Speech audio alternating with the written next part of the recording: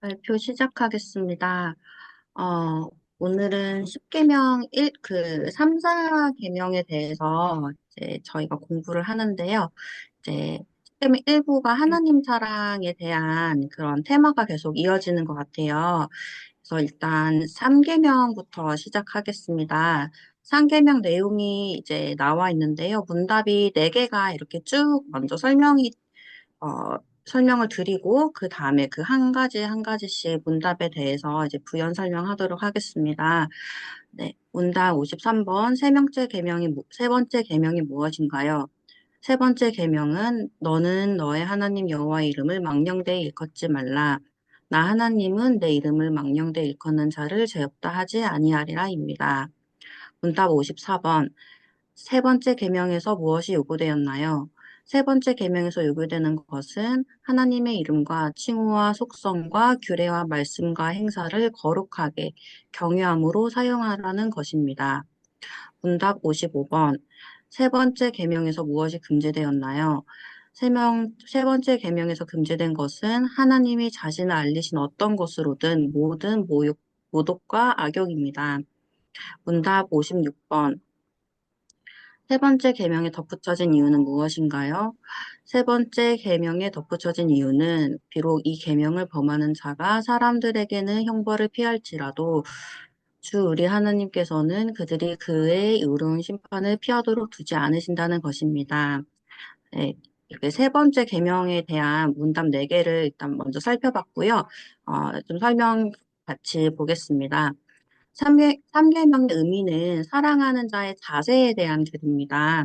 53문에 대해서 들어가면요. 교재 중에서 저는 이 글귀가 가장 걸맞는 문장이다라고 싶어서 가져왔는데요. 어떤 사람이 무언가에 임하는 자세를 보면 그 사람의 진심을 우리는 알 수 있습니다. 마찬가지로 하나님을 사랑하는 자라면 그에 걸맞는 자세가 나오게 됩니다. 라고 되어 있는데요. 네, 저희 어렸을 때 이제 학교에서도 가정에서도 항상 어디 가서 예의 있게 해야 된다. 사람들을 대할 때 이제 자세를 바르게 해야 된다. 이런 얘기를 저도 많이 듣고 자랐는데요. 그래서 정말 저희가 사랑하는 사람과 또 좀 싫어하는 사람을 대하는 태도나 자세를 보면은 이게 마음으로 우러나는 그런 행동들이 있잖아요.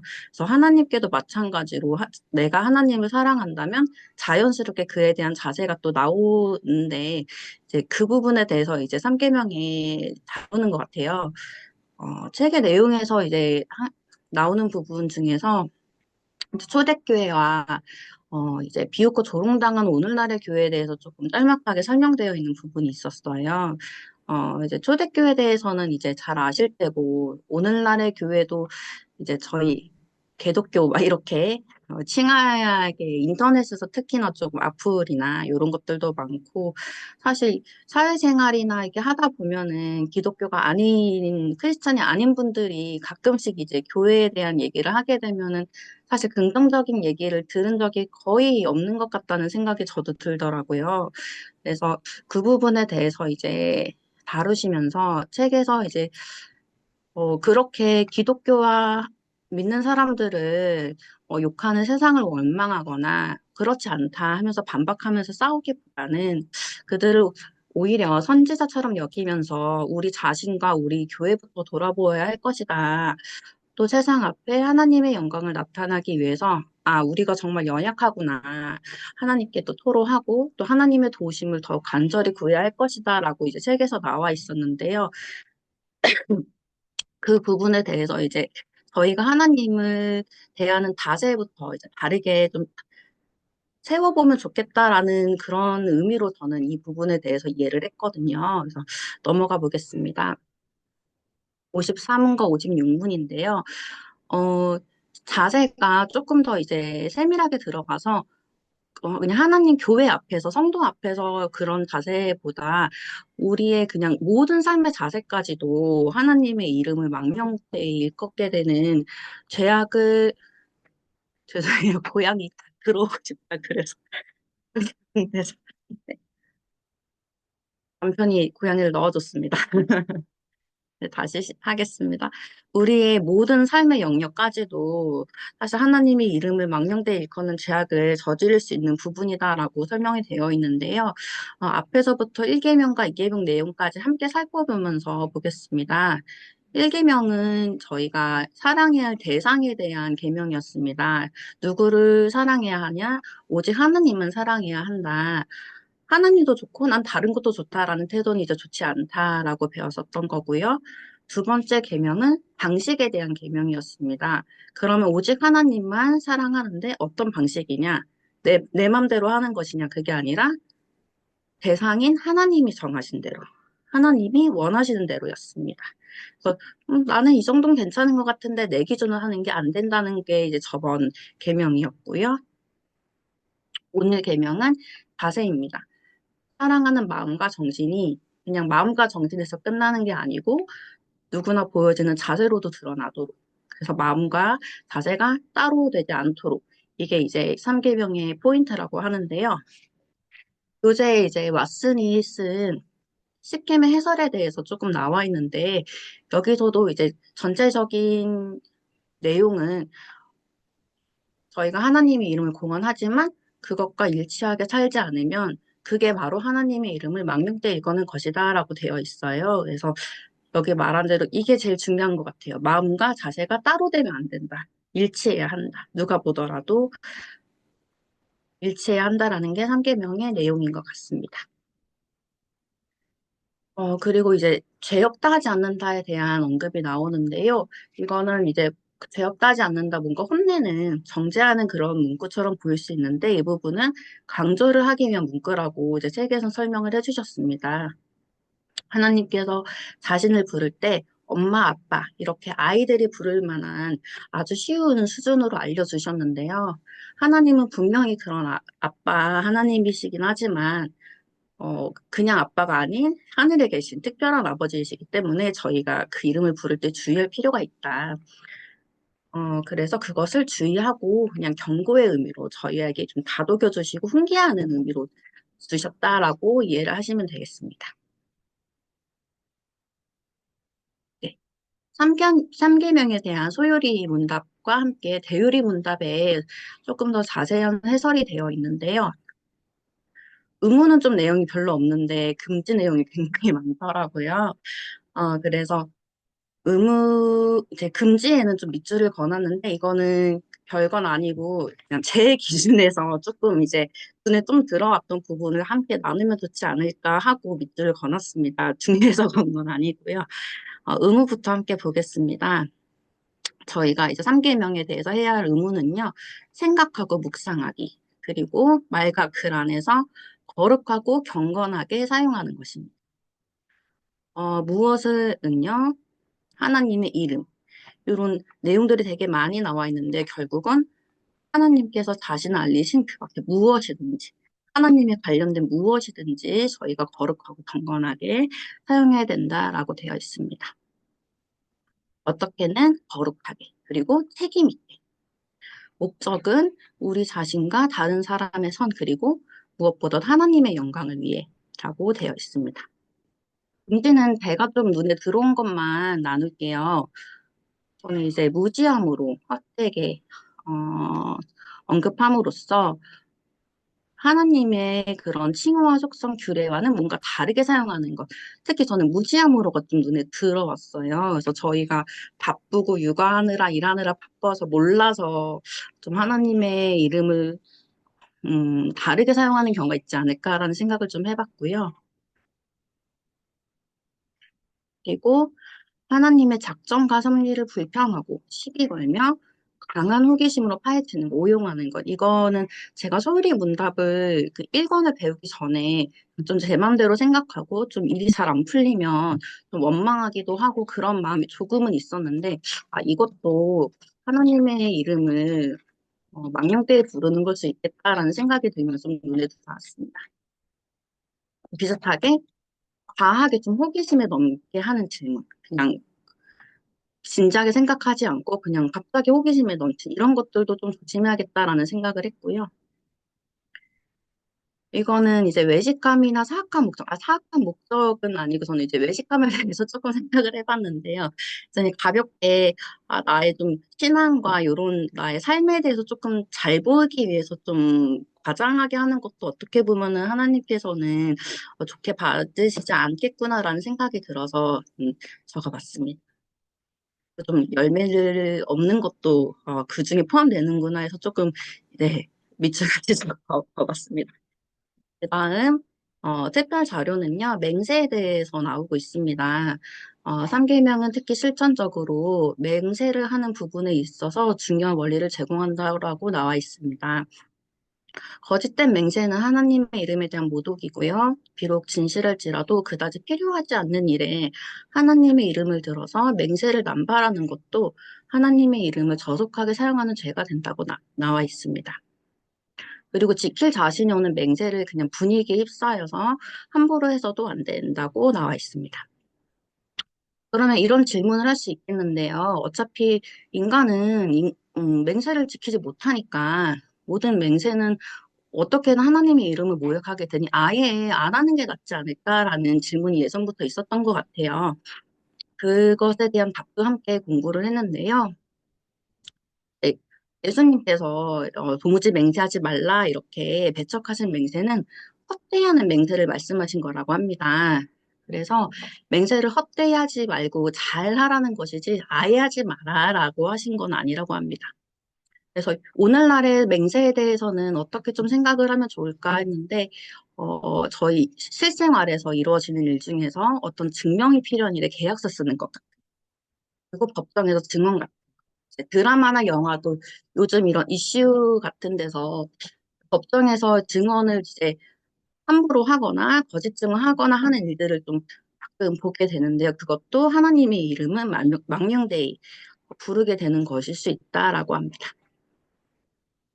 이제 칼뱅이의 몇 가지 설명들이 있는데요. 이거는 칼뱅의 맹세에 대한 정의가 나와 있습니다. 우리가 하는 말이 진실하다는 것을 확인하기 위해서, 한마디로 내 말이 맞다라는 것을 확인하기 위해서 하나님을 증인으로 데려오는 걸 맹세라고 했습니다. 그래서 그렇게 쓰는 것이 아니라 하나님의 이름이 요구하는 대로 하나님의 경건하고 기품 있는 그런 마음으로 저희가 맹세를 해야 된다 했고요. 주의 영광을 변호하거나 형제의 덕을 세우려는 한마디로 내 말이 진실되다가 아닌 주의 영광을 위해서, 형제를 위해서 하는 것이 맹세해야 된다라고 되어 있습니다. 사계명으로 넘어가겠습니다. 사계명은 문답과 내용, 문답이 똑같이 한 5개인데요. 아, 6개인데요. 내용이 되게 많아요. 그래서 제가 다 요거를 읽는 거는 서로 좀 힘들 것 같아서 이제 바로 내려가서 저희 내용으로 같이 보겠습니다. 사계명의 의미에 대해서 설명하겠습니다. 사랑의 표상과 모범과 샘플에 대한 내용입니다. 안식일을 거룩하게 지키라라는 내용이잖아요. 저희가 안식일에 대한 내용이 나오는데요. 진정한 사랑은 어디에 있나라는 질문부터 글이 시작이 되더라고요. 진정한 사랑은 천국에 있는 것인데, 그럼 천국에만 있는 것이냐, 이 땅에는 없는 것이냐, 그것이 아니고 안식일, 주일을 거룩히 안식하는 것에 진정한 사랑을 찾을 수 있다라고 설명이 되어 있습니다. 그래서 주일을 사랑의 모범이라고 설명을 하셨는데요. 저희가 하나님을 사랑한다면 하나님을 사랑하는 것처럼 주일을 지키는 것, 같이 사랑해야 한다. 하나님과 사랑할 때 받는 유익은 주일을 통해 받는 유익과 같다라고 설명이 되어 있습니다. 그래서 단순히 주의를 지키고 요런 단순한 내용을 벗어나서 주의를 통해서 하나님과 천국에 나눌 가장 이성적이고 순수한 사랑의 모범을 이 땅에서 조금 맛보는 샘플이라고 화장품 샘플처럼 설명을 하시더라고요. 그래서 본품을 사용하기 전에 샘플로 요런 거구나, 요런 효과가 있구나라고 아는 것처럼 주의를 통해 하나님과 천국에 대해서 이제 맛보기를 한다라고 설명이 되어 있습니다. 그날을 온전히 쉬라라고 나와 있었는데요. 그래서 이게 그럼 아무것도 못하는 거냐. 실제로 유대인들은 집안일도 안 한다고 하더라고요. 그래서 그렇게 우리를 올무매기 위한 것이냐라고 했을 때는 그렇지 않다. 오히려 우리를 위한 것이다라고 설명되어 있습니다. 그래서 이 하루 동안 온전히 하나님을 생각하고 예배하면서 기쁨으로 충만하게 보냄으로써 나머지 6일도 더욱 거룩하게 보내지 있게 하기 위함이고요. 의무감에서 억지로 하는 것이 아니라 하나님의 사랑과 은혜에 우리가 완전히 감동하여 자발적으로 우러나는 순종함으로 지키는 것이라고 되어 있습니다. 아까처럼 저희가 새하늘과 새 땅의 안식을 체험하는 것, 심플이라고 보시면 되겠고요. 저희가 6일 동안은 세상을 위해 살고 7일째 되는 날만 안식하면서 하나님께 드리는 날이 아니고 오히려 안식의 그날을 위해 나머지 모든 삶이 있는 것입니다. 7일이 다 원래는 하나님 것이니까요. 네, 4계명이 추가된 이유는 저희가 안식일을 지키면서 저희에게 있는 여러 가지 혜택이 있는데요. 저희가 그것을 쉽게 잊어버리기도 쉽고 또 실제 기억하지 못하게 하는 대적도 있다고 합니다. 그래서 저희의 연약함을 누구보다 잘 아시는 하나님께서 제발 좀 기억해라고 넣어두신 당부 같은 것이라고 보시면 되겠습니다. 저희를 거룩하게 지키지 못하는 이유는요. 가장 큰 문제는 주일 성수에 대한 저희의 태도입니다. 그래서 저희 사계명에 대한 소요리 문답과 함께 대요리 문답에 대해서도 책에선 함께 나와 있는데요. 어, 저는 여기서 조금 어, 어렵다라고 생각했던 것 중에 하나가 주의를 온전하게 지키는 게 이제 예배 드리고 그리고 좀 경건하게 보내는 것 정도만 생각을 했는데 어, 다른 날에 합당한 세상 일이는 오락까지 그만둬야 된다 해서 이게 정말 구체적으로 요구를 하시는구나라고 생각을 했어요. 그래서 부득이한 일과 자비를 쓰는 것을 제외하고는 정적으로나 공적으로나 모든 사적인 예배에만 집중을 하고 또 그것을 위해서 세상 일을 미리 부지런히 절제 있게 조절하고 적절히 처리해서 주일의 의무에 조금 더 집중할 수 있도록 한다고 되어 있었거든요. 그래서 금지되는 내용은요. 이 의무 중에 어느 것이라도 빠뜨리는 것 이제 금지되어 있고요. 그리고 이거를 부주의하고 태만하고 무익하게 이해하는.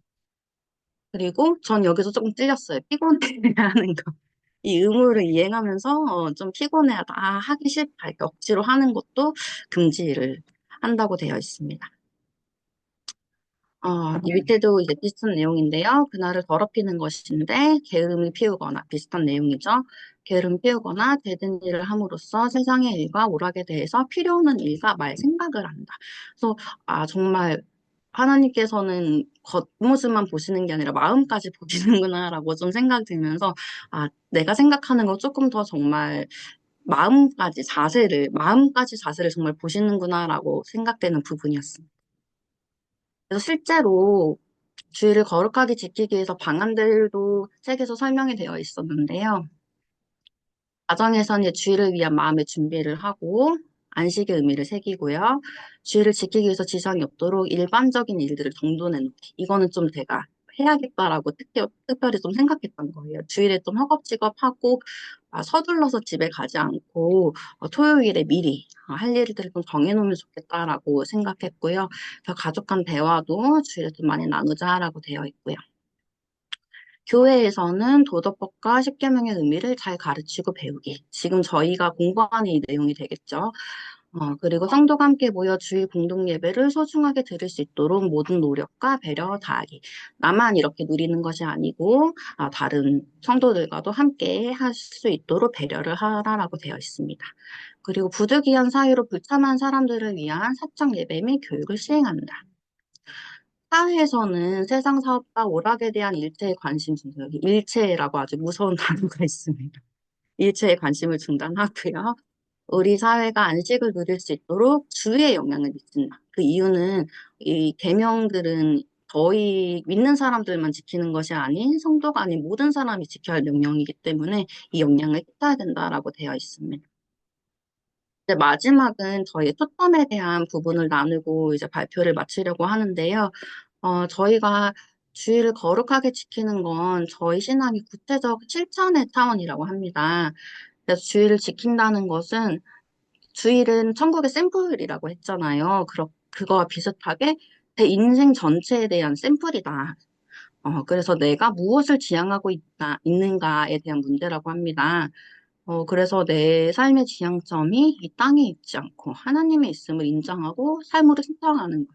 그거를 이제 6일은 다른 일에 쓰지만 마지막 7일에 하나님이 정한 날은 이 날은 내 지향점을 보여줄 수 있는 날이다라고 생각을 하시면 되겠습니다. 그래서 저희가 안식일 주일을 지킬 때는 내 자신과 이웃과 온 세상과 하나님 앞에서 나의 신앙을 신철적으로 고백하고 증명하는 것이라는 이 내용을 좀 마음에 새기면서 안식일을 이제 보냈으면 좋겠습니다. 네, 발표를 마치겠습니다.